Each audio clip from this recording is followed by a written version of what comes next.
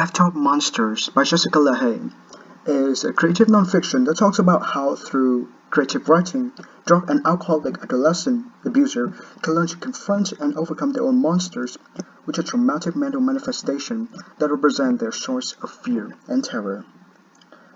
The author recounts her experience working at a drug and alcohol rehabilitation facility. It is written after Jessica's tenure as a teacher for drug and alcohol abuser. Because of this context,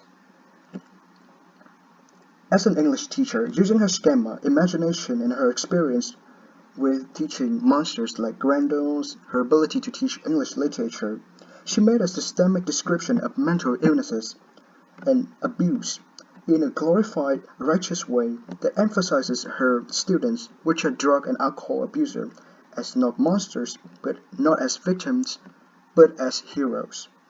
When describing this mental trauma, Jessica constantly uses the monster analogies and metaphors. Her presentation, using mythological imagery of knights and monsters, vividly describes the mental struggle her students face. She describes them as monsters, large, terrible ones. They are the monsters of fear, oppression, and hostility.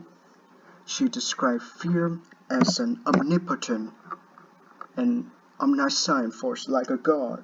She described overcoming fear and terror is like a battle plan. These monsters are mental manifestation. They're the source of fear that terrorizes these children and drove them into retreat. She thought of it as a battle against evil, where her students, are the heroes. This shows her firm belief that these students are righteous people. This way of representing the mental struggle, the mental instability of the students, is a way of disclosing her compassion, love, and care for the children. Also, in many of her words and actions, she also described and displayed unconditional love for these children. She said, "The kids who call me a fucking bitch and make a show of ignoring me for 2 hours are the ones who need me the most." She does not despise vulnerabilities, she embraces them.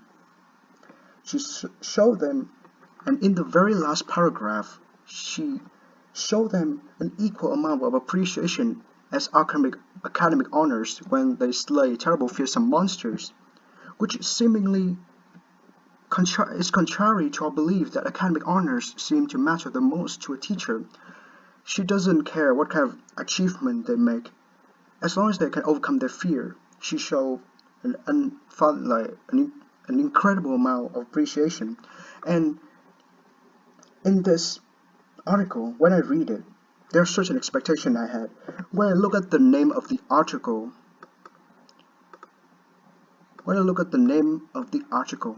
which is I've Taught Monsters, my expectation was that she was a teacher of monsters.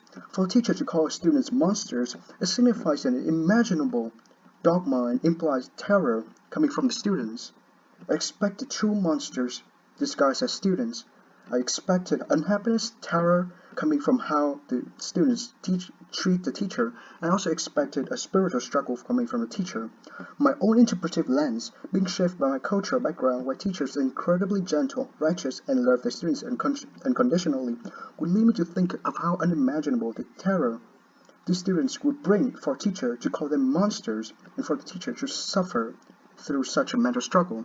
Eventually, I learned that these monsters are not the students. These monsters are Sheila and Charybdis, Grendel and his mother, and Polyphemus.